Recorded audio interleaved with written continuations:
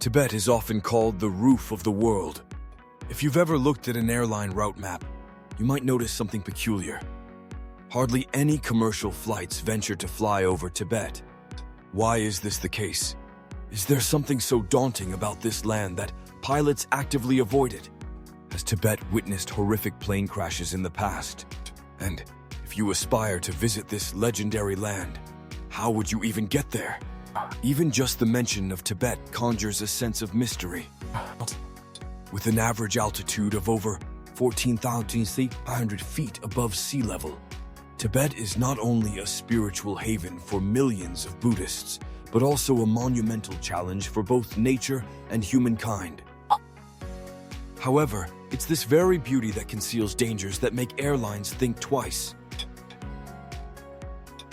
Let's begin with the terrain, which makes Tibet one of the most inaccessible regions on Earth. If you've ever seen satellite images or topographical maps of Tibet, you can't help but feel overwhelmed by the vastness of the region. It's an expansive plateau stretching thousands of kilometers, surrounded by towering mountain ranges, deep valleys, and icy glaciers. This isn't the kind of place you can easily fly over without breaking a sweat. Tibet is encircled by the Himalayas, also known as the Himalaya Mountains, the highest mountain range in the world, home to nature's giants. The most prominent among them is Mount Everest, an iconic symbol of extreme altitudes. However, Everest isn't the only peak that gives pilots pause. There are numerous other imposing summits as well. These mountains aren't just tall, they also generate extremely hazardous turbulent air currents. Even when commercial airplanes fly at altitudes of 30,000 to 40,000 feet, they still have to contend with strong winds sweeping over the mountain peaks, creating a phenomenon known as air turbulence. These swirling air currents can cause aircraft to shake violently, like being on a roller coaster in the middle of a storm.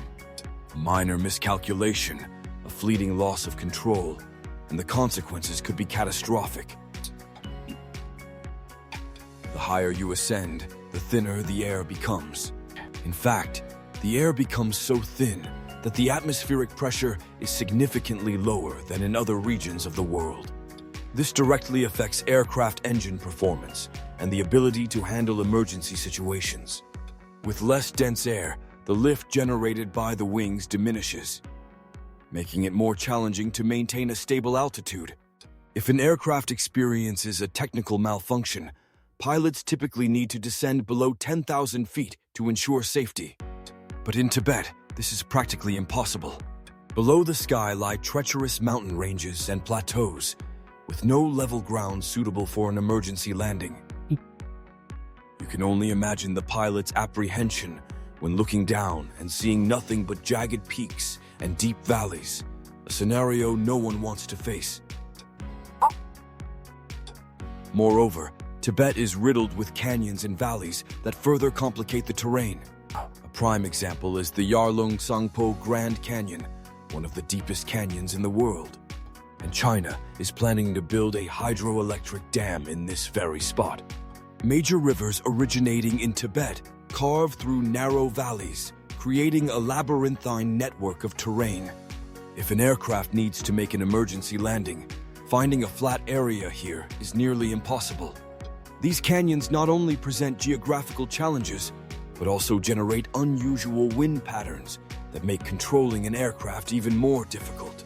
For these reasons, pilots flying over Tibet need specialized skills and unwavering focus.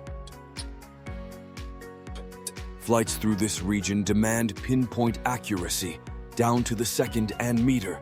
Aircraft navigation and radar systems must function flawlessly, and pilots must be prepared to deal with sudden changes.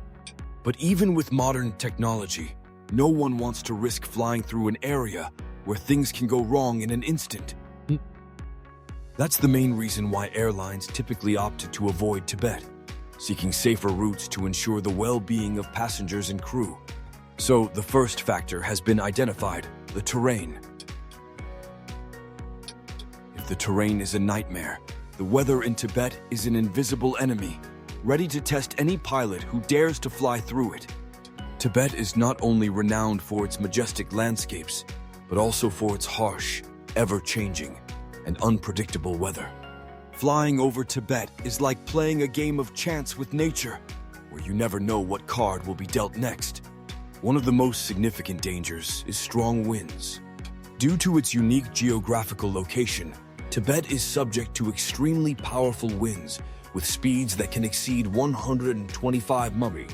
These winds are not only strong, but also difficult to predict, creating areas of mountain turbulence when they encounter the peaks of the Himalayas. Sitting on a plane, everything might seem calm and peaceful, and then suddenly the aircraft shakes, as if being pushed up and down by an invisible hand. That's precisely the sensation of flying through turbulent air.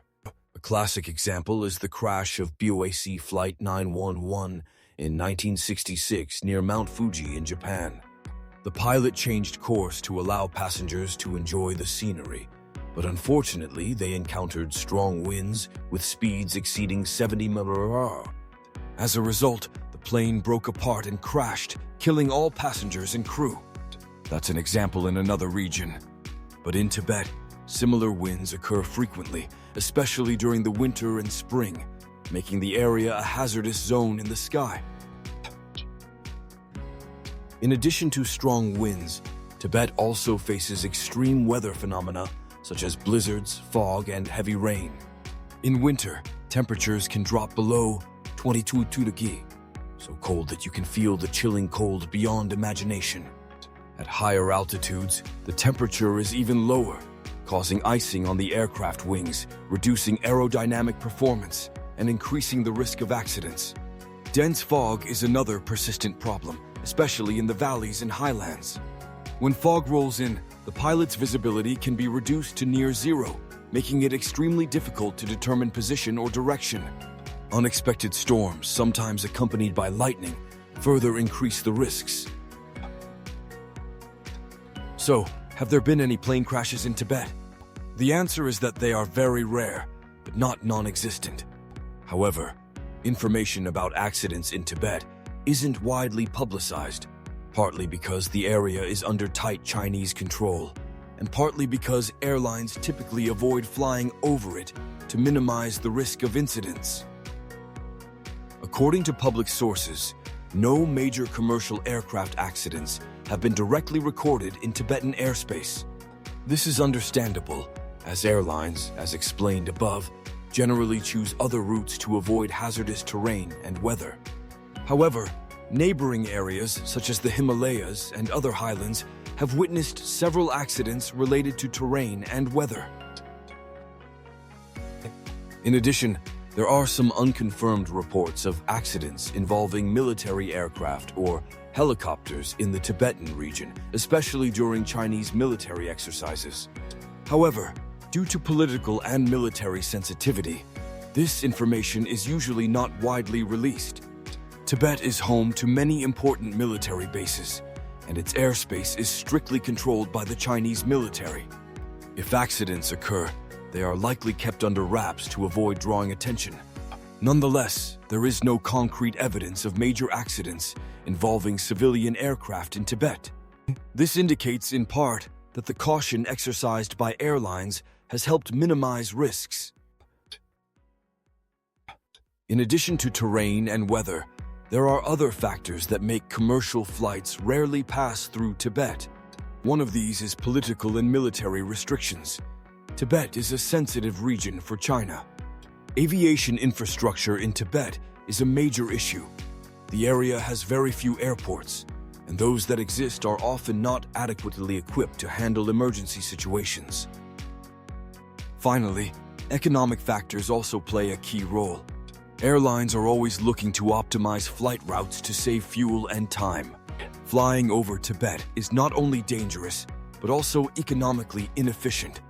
Aircraft must fly at high altitudes to avoid the mountain peaks, which consumes more fuel.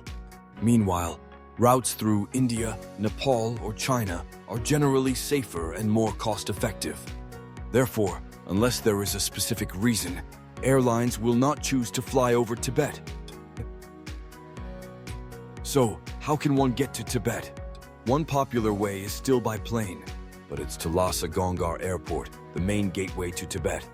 However, this airport is at an altitude of 11,800 feet, which is much lower than the height of the mountain peaks, and is located in a different area. But 11,800 feet is also enough to make it one of the highest airports in the world. Flights to this location typically depart from major Chinese cities such as Beijing, Shanghai, Chengdu, and Xi'an. And if you want a slow-paced and scenic experience, taking the train is a great option.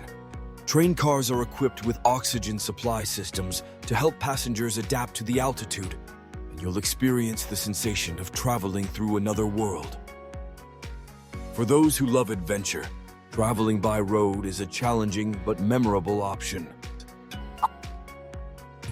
Thank you for your interest in following this story. If you found it interesting, you can click the channel subscription button, turn on notifications, and share. And now, I'd like to say goodbye.